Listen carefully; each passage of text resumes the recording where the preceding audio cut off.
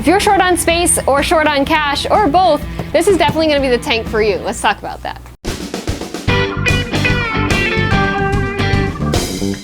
Today we're talking about the Fluval Spec 5-gallon. This tank is fantastic if you're looking for a budget-friendly, space-saving aquarium because it's got a really nice small footprint and it's built peninsula style, so it would be fantastic even on a kitchen counter. Today I'm going to show you one way you could aquascape this tank and what kind of fish you could have in it. So I just opened up my box here, and first, right away you'll find the light, which comes with the aquarium. And we also have our return pump in here. And you get your little setup guide, and you got your ballast cord as well. And you even get a free sticker. This piece here is your return. This attaches to your return pump. So as you can see, this tank is really space saving. Its super small footprint is fantastic. Like I said, you could put it on a kitchen counter or a nice sturdy bedside table so you could see it and it doesn't take up any extra room. In this little bag here, which is usually located under the aquarium in the box, is your lid, which is another great little feature about this tank because it does have a little lid on there. So if you're worried about fish jumping or if you have a cat or kids, this is a good little addition. And it's got little feet here so it doesn't slide. And it still does have a little opening here, and that's for feeding or just a nice quick easy little top off or something like that, but the lid does come off nice and easily. Next we'll install the return pump. So we want to make sure we're installing the return pump before the light, just because it's a lot easier to access the back chamber there without the light on there. So this tube here is what will attach to our return pump, but first we want to take that off like this. We see that fits just like that perfectly, and we install the tube. Sometimes it's helpful to heat this up in hot water to soften it up, but it will go on there very easily too, just like that. And there it is. And the nice little thing about this as well is there is a little adjustment on the back of the return pump to slow or speed up the flow. So if you have a big finned beta and you want the flow to be nice and slow for him, you can have it all the way on the low speed. But if you have other fish like little tiny rasboras or something, you could have it turned all the way up or anywhere in the middle. Okay, so now we've got that attached. We take this and we slide it right down in here. Just like that. And the nice part is they already have everything cut to size, so that will fit in there perfectly. Then we take this little return nozzle. There's a little notched out piece on this tube, so you slide that right into there. You can see it sits nice and snug there. And then this little piece just slides right in, and boom, it's all set up, nice and easy. And this is your, like I said, your little return nozzle. It is movable, so it'll rotate 360 degrees, so you can have it pointed up, which I would suggest because that helps create good surface agitation on the top. So now you have your cord here. It just kind of hangs nicely on the back, which you can hide pretty easily.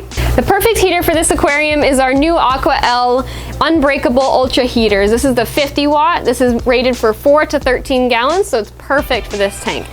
The other reason it's great is because it's super, super thin so that it fits really nicely right in here and it's not an obstruction to the eye. I mean, look how thin that is. How many heaters do you know are that small? So with this aquarium, there isn't any room in the back chamber for your heater, but that's totally okay with this small heater, and you can hide it with the plant very easily. I've installed the heater here. I have it fully submersed because it is a fully submersible heater, and I just use the suction cups to stick it there. And like I said, you'll be able to hide it behind some plants so you don't see it. The next great thing about this tank is this back chamber here. So with this chamber, we have a very nice, easily accessible sponge, and it's a layered sponge here. So first we have our biomedia. These are little ceramic rings, which are super porous, which help the growth of beneficial bacteria. These you'll never replace. They'll just live right in here, out of the plastic bag, of course. They'll stay right in here, and you'll never have to replace them.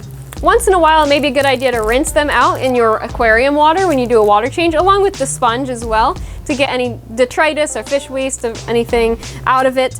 But then it can just go right back in and replaced. This top back here is carbon. Carbon, once it has absorbed all it can, then it's no longer good, so you take that out and throw it away. And here, you could add another little bag of carbon, or you could even add some more biomedia there as well. It's nice and simple, sits just like that, and then we slide it right into the back. And voila, you're done. Your maintenance is done. Super easy aquarium to maintain. Now let's decorate it. So there's lots of different substrates you could add into your aquarium. For the sake of this video, I'm gonna be adding some of this pea gravel that we have here available, but you could also do anything like our sand that we have available or the larger gravel, or if you're looking to do a live planted aquarium, then you could do the brand new plant fluval stratum, which is a fantastic substrate if you're looking to do live plants or shrimp. This one would be great. And because it is a peninsula style aquarium, you want to make sure, depending on how you want to view the tank, but usually you want to make sure that you are decorating it so that you don't make this or this the back, but you kind of want this the back, if that makes sense. So if you're going to be viewing it as a peninsula from both sides, then what I would do is make your backdrop the center of the aquarium. So I picked a couple little things to go in here. I absolutely love this piece of wood.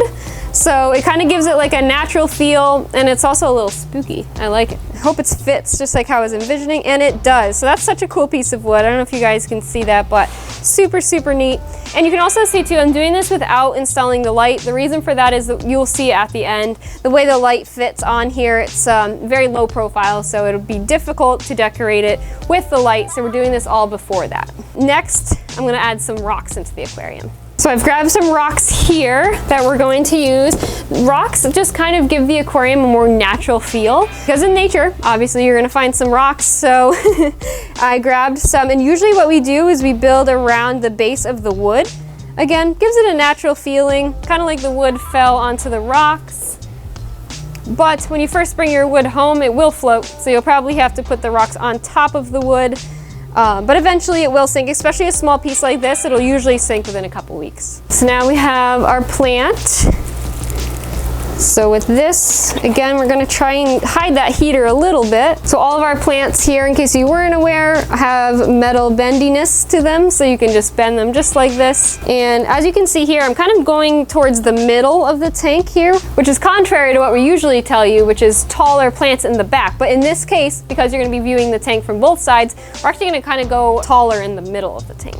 Now you could totally make this a planted aquarium with live plants. It would be such a great little tank for that, but for the purpose of the video, we're doing all artificial plants. I did remove a rock for now, just so I can kind of show you guys how it would look. And again, you can totally do whatever you want with this tank. That's what's so fun about aquascaping. It's just letting your imagination run wild and kind of do whatever you think looks great. And I think this tank looks pretty cool, for sure. It would look even better with some fish in it. All right, so next we're gonna talk about installing the light. That is the next part. So here's your light right in this box. Very low profile, like I said, and this will grow plants as well. Pretty much everything we have here. Anubias, it would do amazing. Bucephalandra would do amazing. They're both lower light requiring plants, but you could definitely, because it's such a small tank, you could probably do some really cool smaller plants as well, like dwarf sage and some other things. So it does have this little screw here on the back, and that is for tightening the light onto the back of the aquarium. Gently tighten that screw, and we want to make sure we are not over tightening, because you can definitely crack the back of your aquarium by doing that. So just tight enough that the light won't go anywhere. And then last but not least is your lid. Obviously, when you bring your tank home, right now you would be filling the aquarium. We're gonna pretend that there's water in it now, and we're all done. So we're gonna slide this lid right onto here, and voila, you've got yourself a tank. This tank is so cute and definitely will save space. You can do all of this for under $250, which is super awesome and definitely budget friendly. With the help of Danny's long arms, we got the light plugged in and it is on. It's super easy to use. It's got a little touch screen on top here. For changing the light, you have your white spectrum. It also has blue option if you want to do that, and off. Super simple, awesome little light. Very low profile, would be perfect, as I've said a couple times now, on a countertop or on a bedside table or even just anywhere in the house. It's such an awesome little tank, and I totally get having not a lot of room, so I would love a tank like this. It's just really, really neat. And you may be thinking, but it's so small, like what could I do in it? Well, we'll show you. So first I'm going to show you some fish in this aquarium. We've got lots of little endler guppies. Endler guppies are great for that size aquarium because they're a very small guppy species. They don't get big, they're super friendly and just really cute. They're definitely a customer favorite.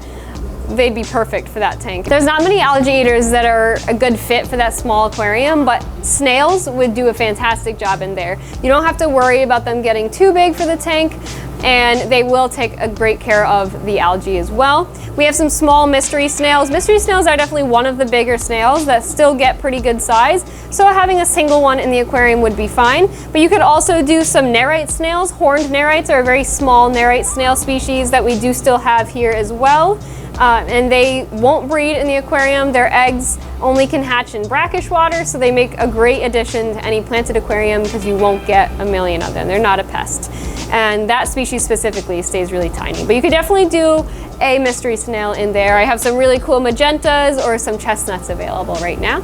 Another really awesome little fish you could put in there is another very small fish called an emerald dwarf rasbora. They look very similar to the CPDs, which are the celestial pearl danios, and they stay just as small, but they're so pretty. The males get like this emerald coloration with tiger stripes or zebra stripes on their side and the beautiful orange fins, so they would make a great addition as well. Another great addition to that aquarium would be shrimp. It would make a fantastic little shrimp tank. We have a whole variety of different ones available. We have some Bloody Mary shrimps up top there. We have some of the blue diamonds. We have some black cocos, which are awesome. So it would be a really good little tank for that, especially if you use the fluval biostratum substrate. One of the best fish for this aquarium would be the micro rasboras. These guys are adorable. They're so tiny. They're also known as the mosquito fish because they're so small, but they're so pretty, and this is as big as they get, so you could definitely do a really neat little school of them with a nice heavily planted aquarium, and it would look amazing.